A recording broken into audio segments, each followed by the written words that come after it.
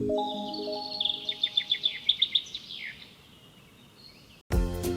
้ยสิไปหาไผมาซื้อไม้ซักอยู่สวนเฮาน้อ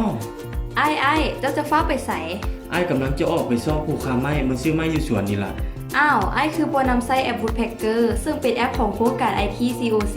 ที่สามารถนำไส้เพื่อการขายไม้ของไอ้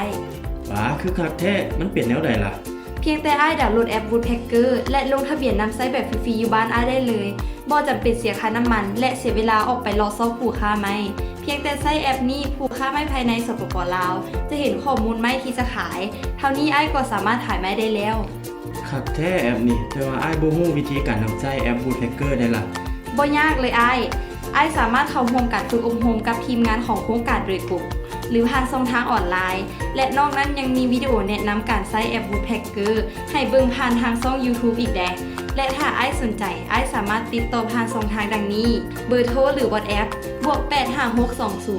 92 126 736 Facebook Woodpecker App หรือ Facebook Page Woodpecker COC และ YouTube Woodpecker COC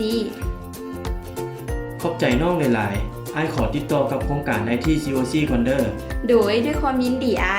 เย้สิได้ขายไม้แล้วบัดนี้